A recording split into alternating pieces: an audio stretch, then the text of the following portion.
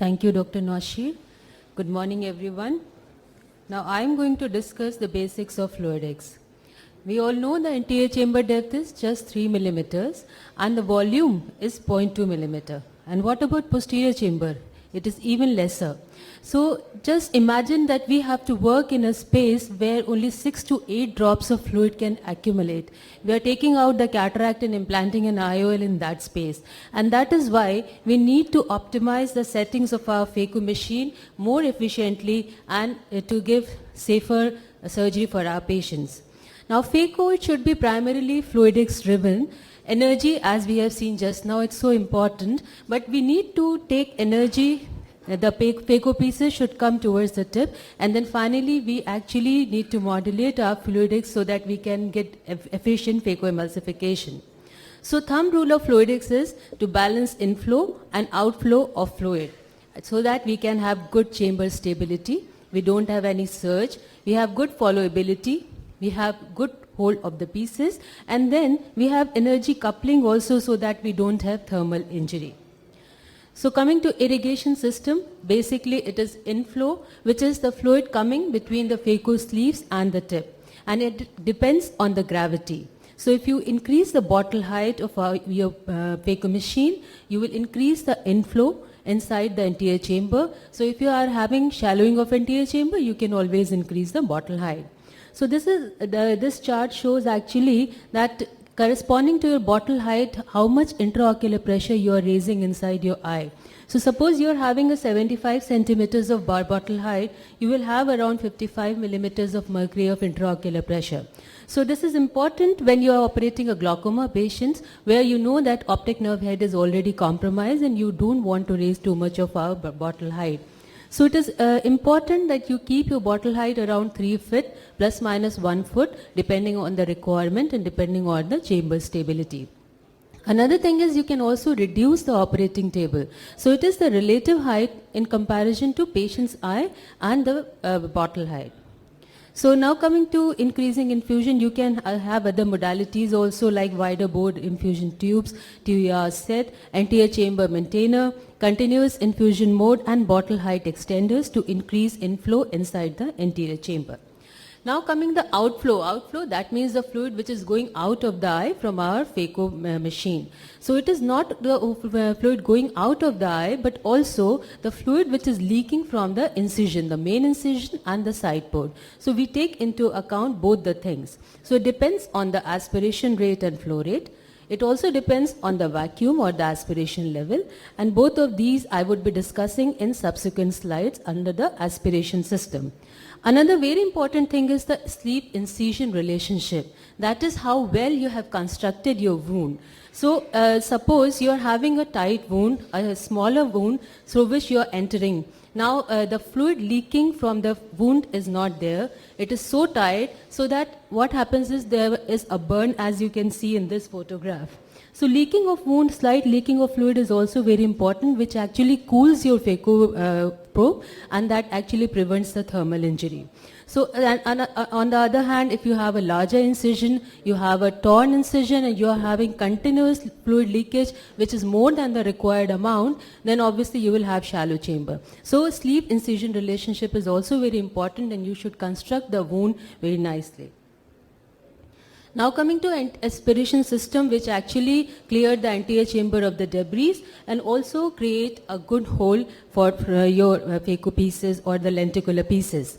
So flow rate or the aspiration rate, which is the amount of the fluid which is going out of the eye per minute measured in cubic centimeters. So it determines that how well the particles they will come towards your phaco tip. That means how good is your followability. So if the followability is not good, the pieces are not coming well towards the phaco tip, you can always increase your flow rate. And it also helps in clearing the debris from the anterior chamber.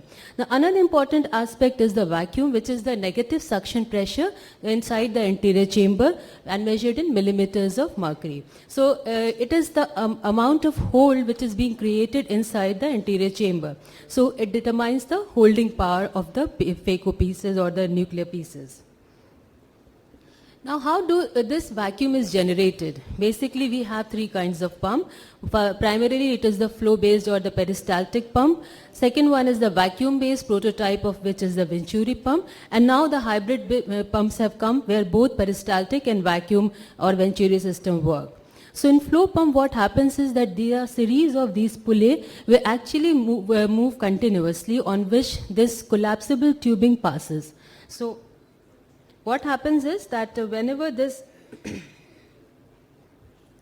this tubing, when it is on through the pulley, it is compressed, and when it goes off the pulley, it is relaxed and it dilates. So it is kind of a milking action which pulls the fluid from the anterior chamber and takes into the collapsible bag, which is to the drainage pouch. So this way we can adjust the flow rate and also the vacuum in these flow pumps. So we'll see in this animation that whenever a piece is moving around a phaco piece on the foot paddle 1, and when we go and press the compressed to foot paddle 2, that is, we actually create a vacuum. So as soon as the occlusion occurs, immediately the vacuum builds up. So in peristaltic pump, the occlusion is very important. So once the phaco tip is occluded, then only the vacuum rises, and finally when the piece is engulfed by placing a foot paddle position 3, then the vacuum again comes down. Now coming to Venturi system, in Venturi system there is this high pressure and low velocity gas. It passes to a low pressure high velocity area. So at the junction of these two, you can see a negative suction pressure is generated here, so that it pulls the fluid up from this rigid drainage cassette and generates a negative suction pressure here in this drainage cassette, so that the fluid is pulled from the eye into this drainage cassette, and therefore here we set the vacuum, and depending on the vacuum, the flow rate is automatically generated from the machine. So what is the difference between the two pumps? Which pump is safer? As I said, in peristaltic, you can adjust both flow rate and vacuum. But in Venturi system, you can adjust the vacuum, but flow rate is dependent on vacuum.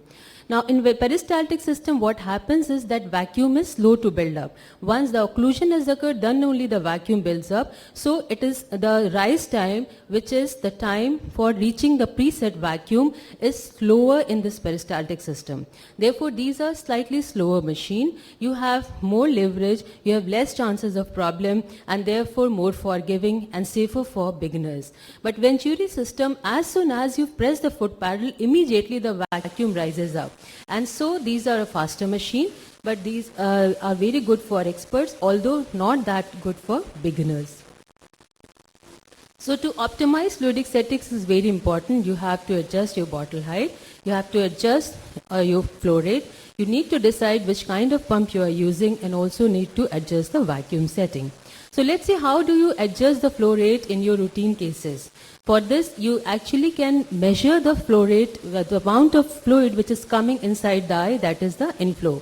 You take a 100 cc syringe and fill it with water and measure that amount of water for 1 minute of duration. So that is the inflow of your phaco machine for that particular bottle height. So suppose you have measured that amount to be 60 cc per minute. Now what happens is that we know that outflow should be equal to inflow to have a balanced anterior chamber dynamics. So, and we assume that there is a leakage from main port and side port, and that is usually 5 to 10 cc per minute in a well constructed wound. So you reduce this 10 cc, and so you have remaining 50 cc per minute of flow rate. So what you do, you actually take a leverage of 5, you take a buffer of 5, and then you adjust this flow rate to 45 cc per minute. So depending on this, you can adjust the flow rate of your machine for that particular bottle height. Or another way is that you can actually keep 10% flow rate. Flow rate can be 10% of the vacuum. So in this way, in peristaltic system, you can adjust your flow rate. And depending, suppose you are having surge, you can reduce the flow rate. If you are removing a viscoelastic from the anterior chamber, you know that flow rate can be on the higher side. You are protecting the posterior capsule with the help of IOL, and that way you can have high flow rate in this scenario. Now another thing is how to set the vacuum settings. It is the phaco technique, as just now previous speakers discussed, that depending on whether you are sculpting, whether you are chopping, you can have higher vacuum or lower vacuum settings. And then one more important thing is what kind of needle you are using. Suppose you are sculpting a nuclear groove, you are using, like in divide and conquer, a stop and chop technique, you can have a lower vacuum because you need not to hold anything. So with a wider bore needle, with a 19 gauge needle, you can have 40 to 50 millimeters of pressure. But if the bore of the needle is smaller, then you need to have higher pressure. So in that case, you need to have around 80 or 90 millimeters of mercury pressure. But on the other hand, suppose you are chopping a piece, you need a good hold, then in that case, you need to increase the vacuum. Again, the bore of the needle comes into picture. So if it is a wider bore needle, you can have 250 millimeters of mercury pressure. But it is a thinner bore needle like you use for microincision surgery. In that case, you can actually go up to 400 to 450 millimeters of mercury pressure. So just to summarize, that you need to optimize the fluidic parameters to your own expertise. You should understand the pharmacofluidics so that you can be a better surgeon and you can give best outcome to your patient. Thank you for your kind attention.